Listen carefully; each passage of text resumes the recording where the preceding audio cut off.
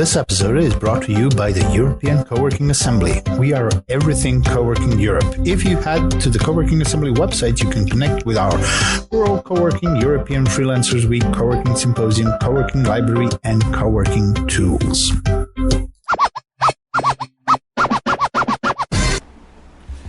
Hello folks, it's this week's Co-working Values podcast. So excited. We're in the Urban MBA Hub. We've just done the Community is the Key London Co-working Assembly event, so I'm even more hyper than usual. And in the luxury Urban MBA podcast studio, I've got Sam. Sam, hi. What are you known for, and what would you like to be known for? So, I'm Samantha Francis. I run Find a Balance, which is a mental health organisation aimed at the Black community.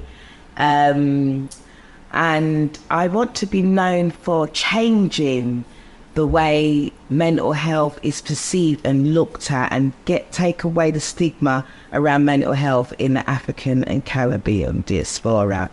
That's what I want to be known for. I'm already known for having a big mouth, but I want to be known for that. Oh, so you want to progress from a big mouth. I want to do something like that, known from having a big mouth to making change. So, so just to give context to you, the listener, is Sam, and we'll get into this as we go in the podcast, but I met Sam via Kofi and Urban MBA, and Urban MBA is a charity, entrepreneurial charity that helps people in London from, you say underserved, is that the right way? Yeah. Underserved backgrounds? Yeah. And there's some amazing stories that have come out of this. And basically, the London Co-working Assembly, about 2019, adopted Urban MBA, and so many.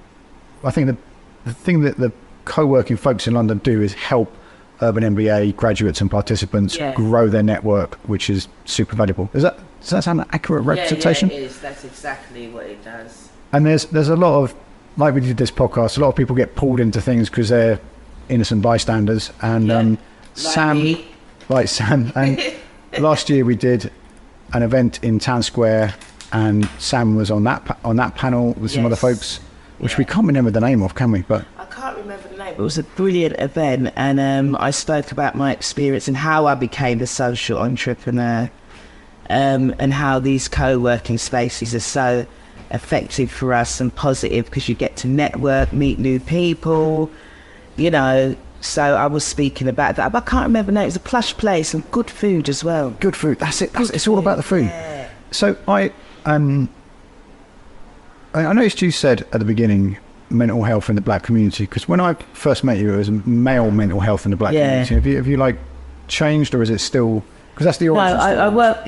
I work with, because my son had a psychotic breakdown. That's how I fell into it, and I come from a civil servant background, but I gave my full-time job up to launch my own company to support people. But it's not just about men in mental health. I work with families and young people as well on the whole, because we take a more bespoke, holistic approach to what we do. Yeah. So we work with the whole family and whoever it is that's come to us for support.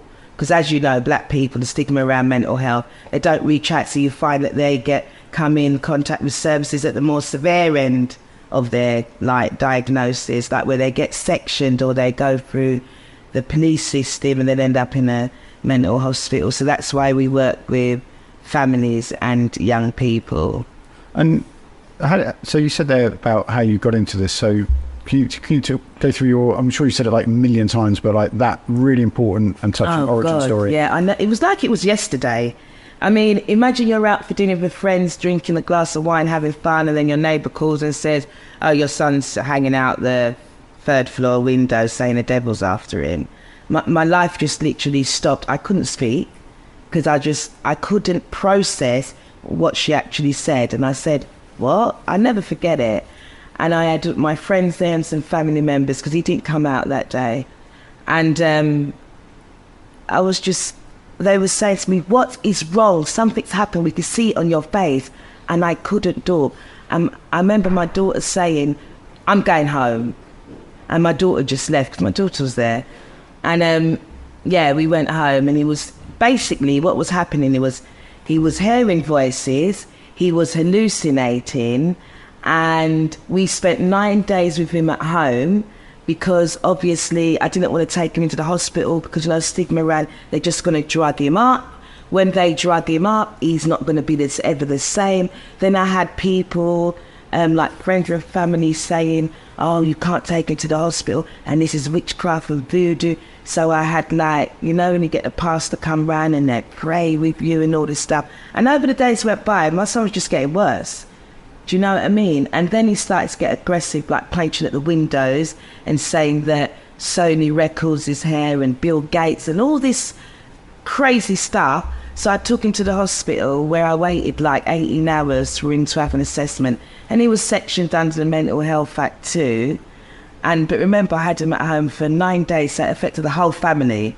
Me and all my kids were at home, and I've got 5 children, 2 boys and 3 girls.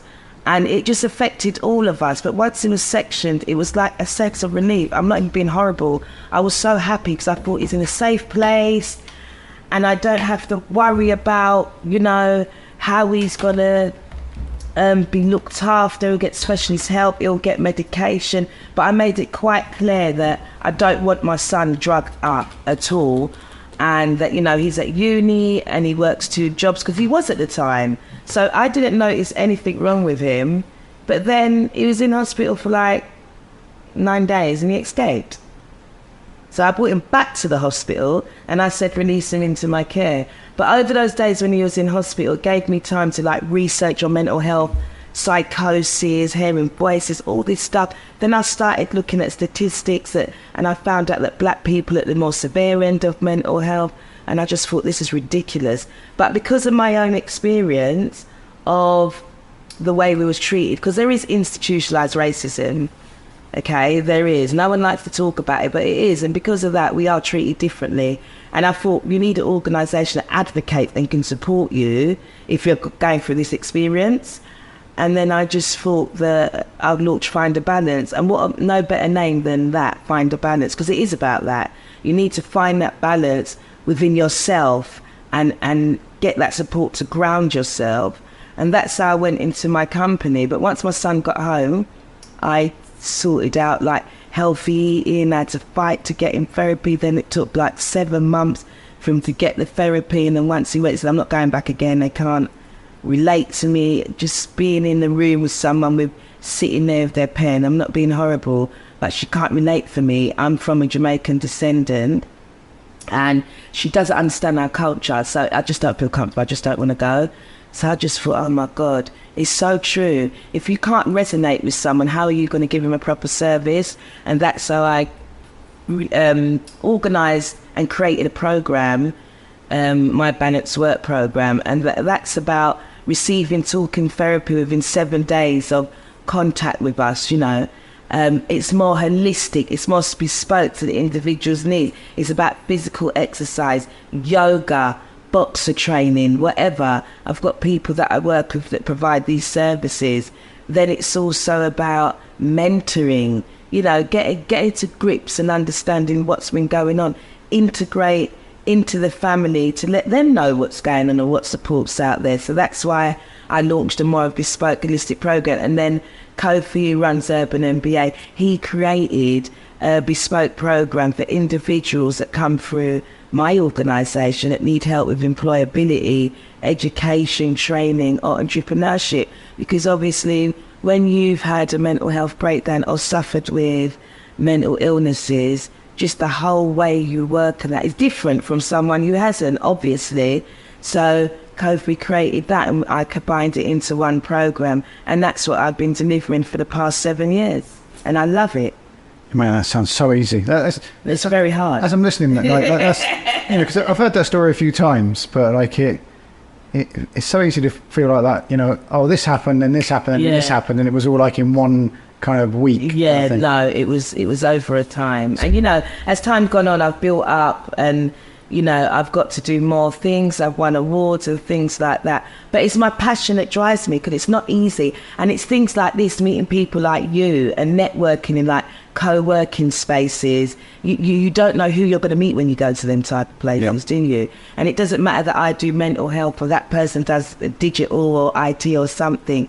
You're always networking with different people. So, and that's what I love about it. I've got the actual side where I deliver what I do and do workshops, etc. But then I've got the business side, and that's the side that I really love, connecting with people, networking with people, things like this. So when you were sitting downstairs when we were doing the community is the key thing, because there is what all I'm looking for here is it's not I mean, it's almost an obvious answer, but like there's what Gerald from Impact Brixton was saying is the small communities where people know each other are a really thing, so that, you know, doing things at scale is, you know, is effective commercially, and, you know, it's not wrong, but when people are together, and I felt there is a question in this somewhere. Sorry, I felt when I, you know, lived in Ilford during lockdown, and I just walked around my area loads and loads and loads, and I felt much more supported. And that is probably since I had my own mental health issues a decade ago. That is the whole state. I felt a bit like the one-eyed, you know, the man with one eye and the blind, because I had like massive, you know, mental health stuff, and then I was okay, and then COVID happened, and I felt like I know how to cope in this. But I felt more connected to that community because I was walking around with it and saying hello to people in the park, and at a time of no human interaction. Exactly. There was people I would see on the way to taking my son to school. My wife was a key worker, so at school. But what I'm fishing for is something about how the community supports each other, and I feel like at some point along the way we lost that sense of community. Definitely. But now, like, where do you think it is? That's the question. Well, you see, the thing is, right, in the African and Caribbean community, it's always said it takes a village to raise a child. So it's the whole community. When I was growing up, when I was young, it was the whole community. If someone down the road saw me doing something, go, when I see your mum, I'm going to tell her, or I'm coming around to tell your mum. So you was really cautious of how you behaved when you was younger. Do you know what I mean? Community is about coming together. And I loved what Gerard said today, that it's all good to have the commercial aspects of your business and have, you know, you're making that money and you're providing a brilliant service and you care about your service users. But you see that on a smaller scale, especially me with a smaller organisation, the community feel is everything. And being part of that community is everything. You know, knowing that little community and that little community bubble that you're in, you can lean on those individuals and you know where to go for support and help. Because when something's on a bigger scale, it's completely different, isn't it? Yeah. It's completely different. I more, you know, I have done much bigger events in the past. But I love, you know, any more than 50 people, I feel like I'm, you know. Do you know the book Susan Cain, The Quiet? No. It's about introverts and extroverts. There's a bit in there where there's a TED talk and everything like that, link in the show notes. But she talks about a professor that would stand on the stage, really enjoyed interacting with the audience, and then he would get off stage and he'd just feel sick. And when I'm with more than a group of people, you know, it's a lovely buzz and everything. But I can't say something like this to everybody. Like I actually get like anxious and ill. And because you can't express yourself the way you really want to. It's different, isn't it? Yeah. Because a smaller crowd is more intimate and you feel more close. When it's big, it's just like, it's like, because when I go and do a talk, like I did the Mayor's Sports Summit 2 years ago over at Euston, massive, big corporate companies and everything, because I'm also the chair for Laureate Sports for Good, Nike and the Mayor of London, which is an initiative that works with grassroots communities in Haringey. So I'm the chair of that, and it's called Active Change Haringey. And I remember going to that event and speaking about being the chair and the bottom-up approach that, you know, we're doing. And it was just massive, but I didn't feel the connection in there. I knew what I do, but I didn't feel the connection. But coming and doing these little small things, I feel like the people connect with me more. And you know what? Small is good. You get impact. You'll be surprised. You get impact because it's more in touch, isn't it? It's a personal feel. Yeah, that's what I don't know. I always feel that about co-working spaces because I've been in big co-working spaces, And when things are, on 1 or 2 floors, Yeah. and there's, 100 people max in the building, Yeah. there's a buzz, but it doesn't turn into, like a mainline train station. Yeah. Something, I'm going to do a massive tangent here. Something that I was going to ask you, which just popped in my head, is how, from obviously from your experience, so I don't know what I'm saying, from your experience, I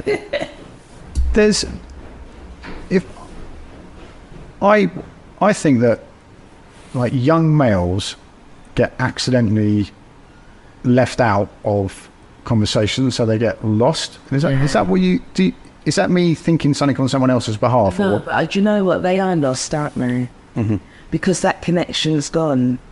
I mean, if you see the changes within, what the government's done in communities, there isn't a lot of youth clubs. There's no sense of belonging out there. I thought there were no youth clubs. There's no youth clubs. I mean, I live in Islington, and there's 2 community centres, but they don't offer youth clubs and activities. It's not really for that. So I think with the young people of the day, they do feel lost. They don't know where to go. They're just on the streets. Where do we go? What do we do? It's changed now. So it's what would you say? They're left in limbo. Yep. They're left in limbo, And then what happens? I feel like I'm feeding you obvious questions here.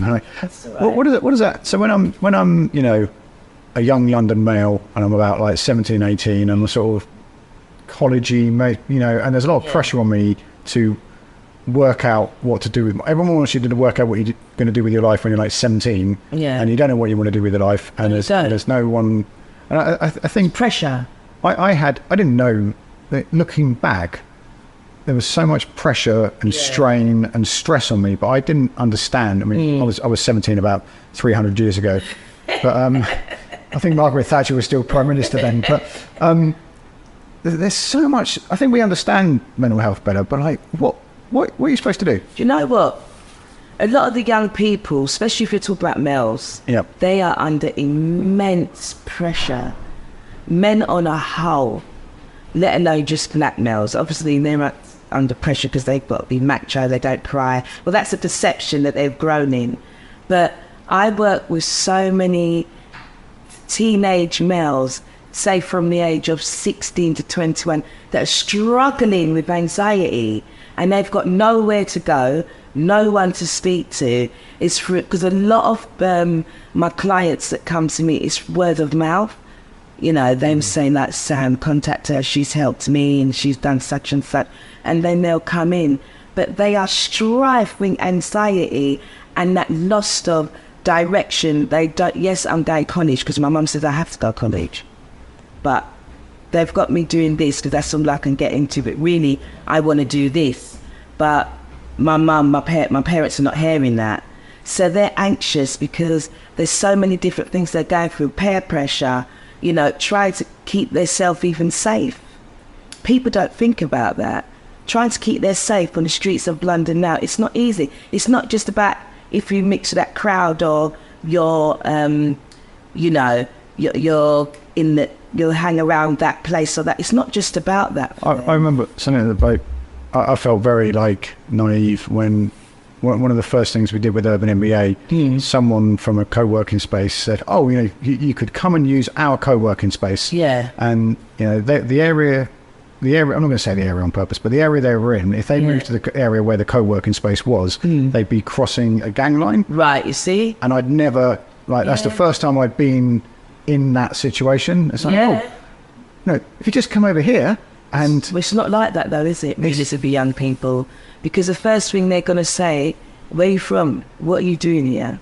That is how it is. And that's real. Yep. You know what I mean? You go into an area and, some boys see you, they're going to say, fam, where are you from? Who are you?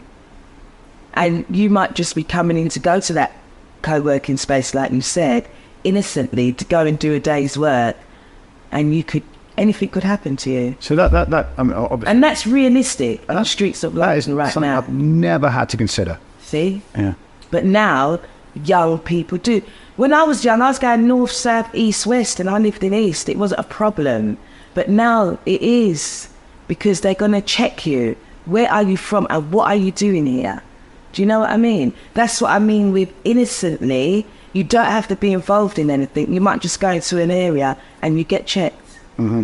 And that is how it is at the streets of London. So anxiety went up in young people through COVID anyway. But even before that was young men. That was my next question, is like, what, because obviously there is, but like, what, you know, can you articulate a few things, a few mental health impacts, because there's millions, but of the isolation of not being able to go out, not being able to socialise with your peers, having to stay in every day and be told you can only go out for an hour a day for exercise or whatever it was. That had a massive impact on young people because they're used to going to college or going to school. Do you know what I mean? They're used to being able to go out and having that time out and seeing their peers and communicating with their peers, but that was ripped away from them. And they didn't have a warning. It's just you got up one day, you can't go out, school shut. And what impact, what would you say that impact is? Because I mean, I feel that like it impacted their self-esteem, it impacted their self-esteem, it impacted their mental state, so it did bring anxiety. Because you're now socially isolated. You go into depression because there's only so much online things you want to do. You want to get out. You want to see your peers. Do you know what I mean? So it really, in COVID, I saw such a lot of people, their business closed, and everybody said, "How are you coping?" I said, "My business is boomed." Because everybody's struggling with anxiety, depression, social isolation, a sense of loss of belonging. All those things, their self-esteem's gone. You know, it's like within their self, they were just lost. They didn't know what to do. How much mental well-being and mental health gets unconsciously dealt with when people go to school? There must be some... I feel like a school must absorb a lot of mental health stuff, but that just got accentuated in... Do you know what? It's really hard because a lot of it... I'll tell you about...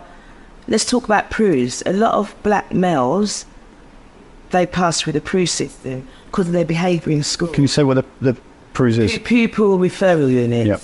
So when you get expelled from school and things like that, you get sent to PRUs, so you still get like education but limited, right? And that's for the... so to speak, a troubled child that can't get on in mainstream school, right? They go there because of their behaviour in school, so say they're being aggressive, so to speak, so they say, or because they're not getting on in class, they're disrupting. Underneath that is mental health, okay? They're acting out because of the trauma that they've been with, but the school hasn't picked up on that. They haven't done an assessment to see what's going on, because trauma is massive. It is massive, and it's not spoken about in a way that it should be. Trauma affects behaviors. It affects your whole life. So when I first launched my company 7 years ago, I remember London Tonight called me and they spoke to me, interviewed me about why I think you should have mental health in schools and what age, and I said from the age of 5. And they were like, "Do you think that?" I said, "Yes, you do, because the younger you address it, it prevents when you get older, that everything's explodes and it affects you, you know? You have to address trauma, but in schools it's not being done. Yes, you have well-being practitioners, well, my kids are in school now, but they do have say well-being practitioners or something. They have something that they can offer you in school where you can go to, like student support to help you, but it's not tailored. The training is not tailored to look at trauma and know the signs and symptoms of trauma in a child. If you knew that, they could get the right support earlier and it would prevent them being referred to a PRU. So if you get, do you know the book Moody Cow, by the way? No. Oh, sorry, I don't know any of your books. No, it's aimed at kids. It's a really... Link in the show notes, folks. It's something we use with our son to read, because my wife she does a lot of work like yours. Yeah. Okay, so and we still have issues, but yeah. I have issues. Life is issues. I do feel that talking about that stuff open and healthily is like it gives, even at a young age, it gives people a bit of equipment. Because I was such a I don't know, moody, angry child. Yeah. And I don't know why, but then it's only later in life, probably in the last 5 years, I've learned to, you know, be aware of my process and be aware of my behaviour. And you know, having that equipment, or what do you want to call it, language, narrative, you know, early on will just... It would have helped you so much. Yeah, it would, and I'm, you know, I had a nice life, you know. I was just, you know, probably upset that I didn't get enough Lego for Christmas or something. But, so, you know, giving people that equipment early on, I would hope, which is what you just said, basically, sorry. Yeah, you know, prevention's better than cure, but think about it, you said you had a nice life. Great, some people do have a nice life, but then what is a nice life? So obviously things happen in people's life and it affects them, and at the time they don't know it affects them emotionally till they get older and it manifests. So that, you know what I mean? Yeah, I do. So that's the thing, is finding out at some stage that it's okay to not be okay. Yeah. Is definitely, it's key. And that's what I say to all my young people. It's okay to not be okay. It's okay to feel low and down and feel like you don't know where you're going. But you know what? It's not okay, Bernie, when you don't reach out and talk about it. Because that's what messes you up. Do you know what I mean? Because, listen, everyone's been through a little stress in their life. It's normal. I wake up stressed. Oh, for Christ's sake, I've got to go and do this. But it's when that stress becomes severe stress, and then you become morbidly stressed and can't cope, becomes depression. Then you become severe depression, and then severe depression can make you psychotic because there's actually chemical imbalance in your brain. So it's not okay not to reach out. It's not safe not to reach out. And I want people out there listening to know that don't feel ashamed. You're normal.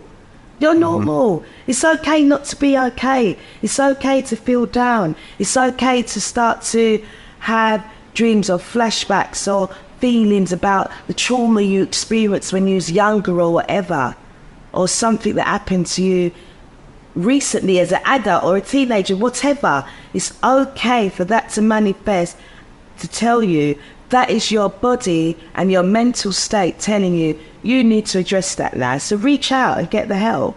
It's one of the best things you can do for your help. Leave the shame alone. Leave shame alone.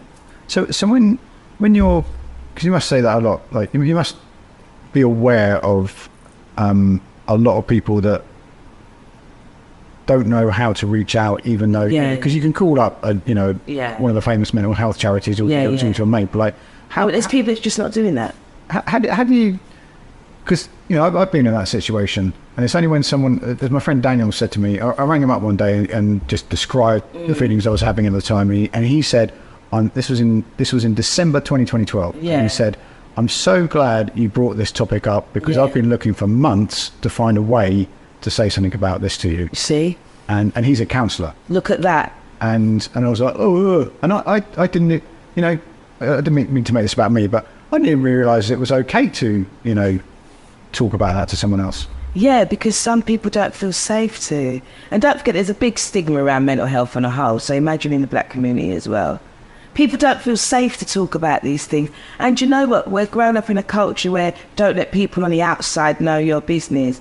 But we have to feel safe to reach out. But a lot of people don't know how to reach out. And that's why I say to you, a lot of the people that, I don't do no big advertising campaigns and promote Find a Balance. People talk about using my service and say reach out. Do you see? And some people, they don't want to reach out because they don't want it on their records. Their mental health records and things like that. That's really interesting. Do you know what I mean? They don't want that it will be used against me later on in life. I don't want people knowing my business. Do you know what I mean? But it doesn't matter about that. It doesn't matter about that. And you know what? I know you're saying about the big organisations, which I think is great, and we've got the NHS, which for me personally, I think we've got one of the best free healthcares in the world, because I travel West Indies, I've been to Africa, I've been to America, and it's not free. And I know we've got massive cuts and people complain the NHS is this and that, but I think we're quite fortunate out here of what we've got available, although there is long waiting queues for things and things like that. But not everyone wants to go through mainstream. Do you know what I mean? And they don't feel comfortable to. And you know what? It's not that people don't know that these things exist. They do know, but they just don't want to use it. Because they don't feel they can resonate with those organisations that are out there. Do you know what I mean? They want to sit there with a black therapist, say that a black person. People with ethnic minorities want to work with people that are from their culture that they can resonate with. I get told that all the time. All the time. I really believe that, because it's even when you are in a supposedly safe, even when you are in an environment that is intentionally safe and welcoming. Yeah. And when you're talking about something that's like so deeply personal that you don't even know what you're talking about. Yeah. And you are whatever your bit of trauma is at that time, to be able to say something, Yeah. But better not have to like vomit your whole story on top of everything you're going through is really important. It is important. Do you know what? To the first step is to reach out. And do you know what? I'm saying it like it's something simple, but it's not for people. It's hard to make that first initial call or that first initial step to sort out how you're feeling. Because first you've got to be able to admit, this is how I'm feeling. This is that. And what about the people that don't understand that this is depression symptoms or anxiety symptoms? Do you know what I mean? You get the people that don't understand what they're going through. There was, I kind of think it's funny / not funny, as people would say, oh, Sam, why are you depressed? And it's like, well, if I knew I was depressed, I wouldn't be depressed. Exactly. Or just sort of, I remember when my brother passed away, it was devastating. And I was working as a civil servant then, and I just could not go to work. I just couldn't. I had to take time off work. And I remember saying to family members that I just feel depressed, like I miss them so much. I can't go to work. And I remember one of my family members saying, what is wrong with you? You've got a good job, you've got good kids. Like, I know that you've lost your time. I didn't even identify that I was depressed. I just didn't feel myself. I wanted to stay in my bed. I didn't want to get up. I didn't want to get dressed. I didn't want to go out. I isolated from everybody. After the funeral, I just shut down. But I couldn't tell you that, wow, I was suffering with bad depression at that time. I was just saying, I'm grieving and I can't go the summer because he passed away in June. And I was suffering with severe depression. And I didn't go anywhere for help. It was just later, about after having time off work for I took a whole career break for a year. I moved out of the area and started my life again. So for that whole time I was suffering. How did you know how to do that? I just did. I just knew that I'm getting up. I cannot even stay in the area where my brother lived. It was too much for me. And I thought I need a new environment. And plus I was going through things with the person I was married to at that time. And I just thought I need to change my whole life and start again. And for me, it was reaching for a new beginning. It wasn't tackling depression. I was dealing with grief. Do you know what I mean? But I didn't look up and read anything. I just got on with it because I had to, because I was a mum and had kids. So I had to deal with that. But I didn't reach out to no one. It's only when my son got ill and had his psychotic breakdown, and I was reading about depression and anxiety, and I thought, oh my God, you were suffering with severe depression. And I thought, well done, girl.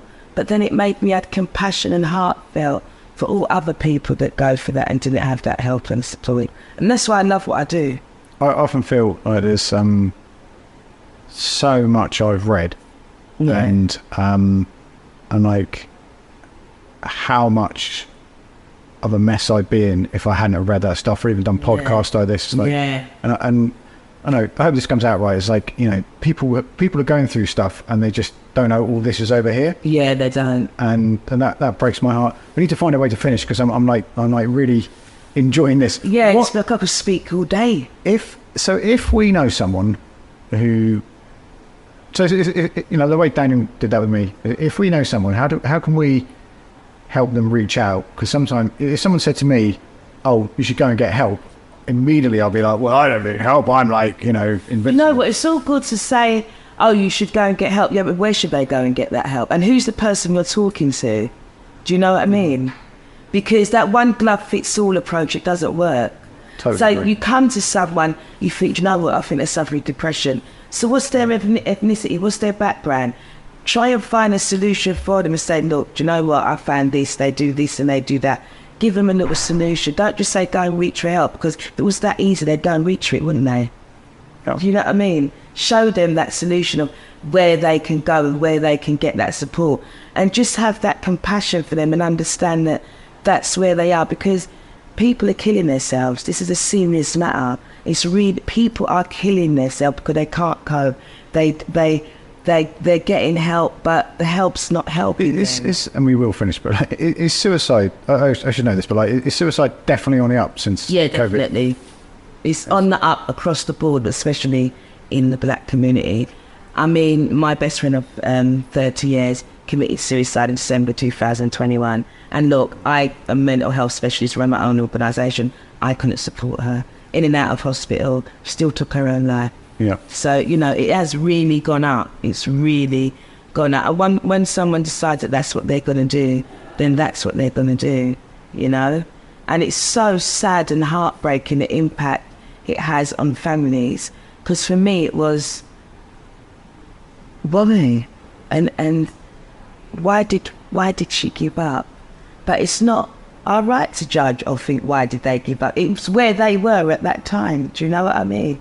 So we really, for me, it's about championing and going and educating and empowering people around mental health and mental illnesses. And that's why we do workshops and things like that. But I want to do more. Do you know what I mean? I'm working, obviously I've got my podcast, Met with Reason, that I'm doing. I also want to do a massive campaign around mental health. Do you know what I mean? To scream and shout with me big mouth of what it's about. And I just think it's important, Bernie, I really do. It is.